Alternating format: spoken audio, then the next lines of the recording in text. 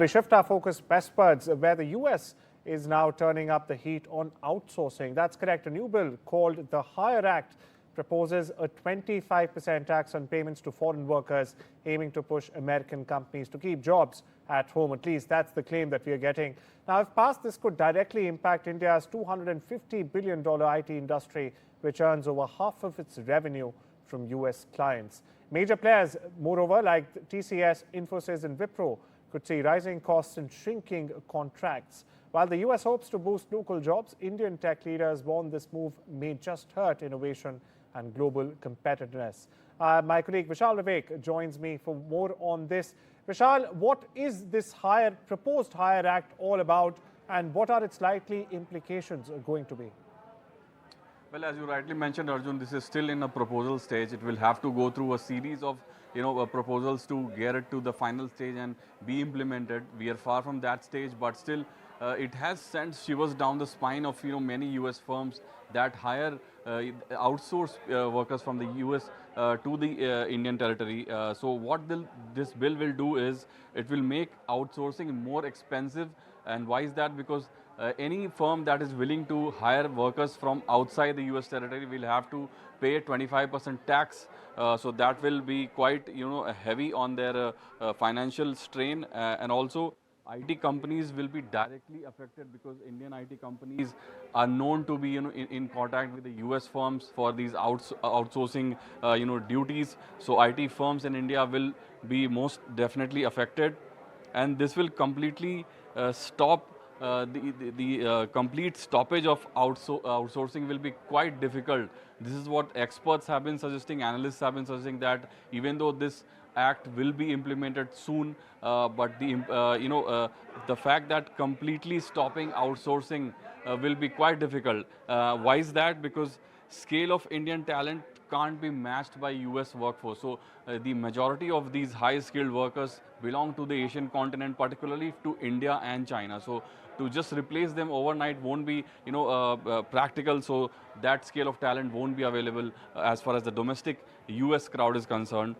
So the implementation of this act will be quite difficult. And lastly, US firms will find it hard to manage large-scale operations because a lot of these big tech companies such as Meta, such as Google, Microsoft, they all depend on these outsourced Indian workers who contribute a lot to their revenue, to their workforce. So to just remove such a big chunk of their workforce will be quite detrimental to their overall progress, and hence the application of this act would be quite difficult. So this is what we have so far, but we'll have to see how this will play out in the longer run, because we are still in the proposal stage, as you rightly mentioned.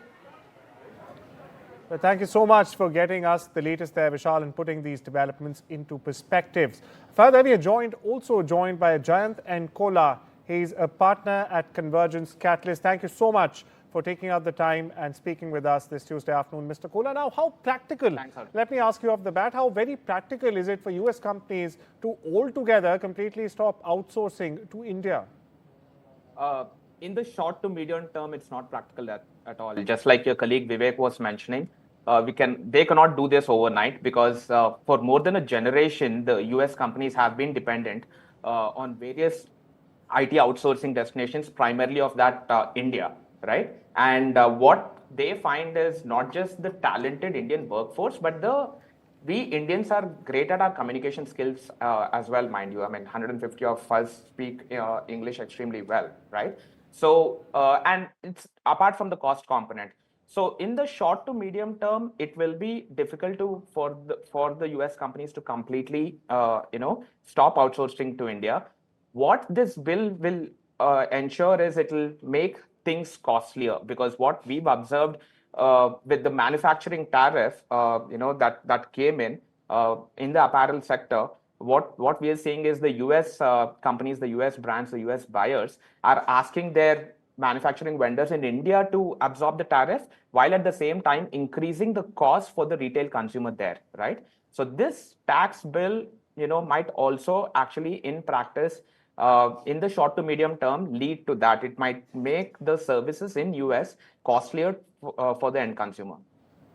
Now, we spoke about the impact on the US. What impact will this have on India? We've got IT industry giants warning of a detrimental impact to the Indian industry as well. What's your take on that?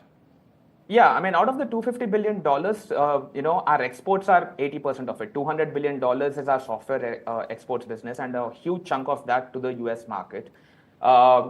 If this bill goes through, there will be a detrimental effect for the Indian companies, Indian IT services companies, definitely, because that tax might be passed on directly to for the Indian IT companies to absorb a huge chunk of it.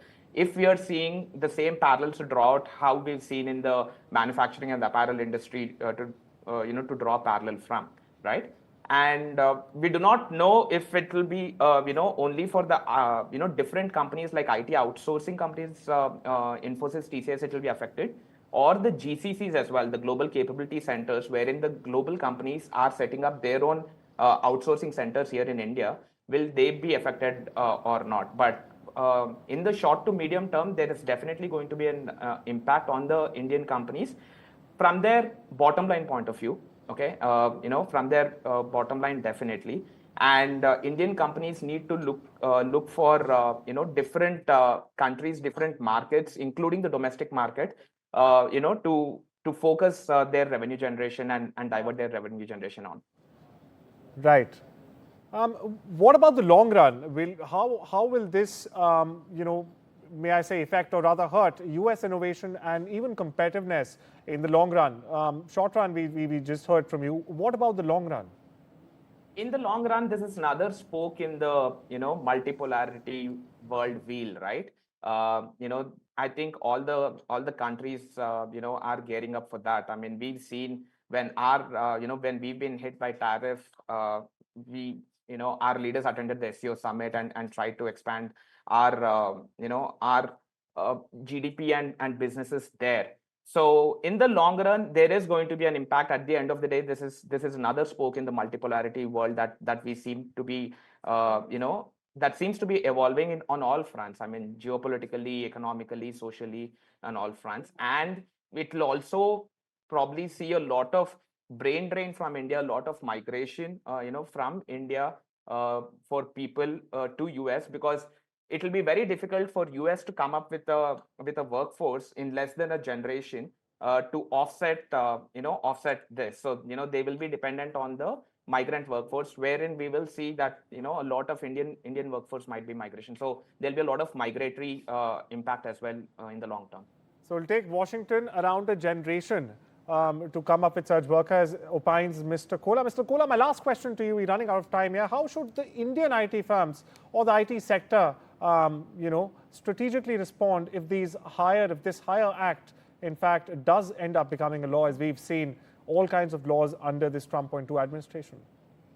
In the short term, be prepared to absorb some of these bottom line impact, while at the same time frantically working for looking at other markets, including the domestic market, to move their revenue generation to. In the short to medium term, that's the strategy that they need to adopt, which I think is going to be the reality one way or the other. Well, thank you so much for taking out the time and joining us here on Thanks, India Arjun. Global, Mr. Kola.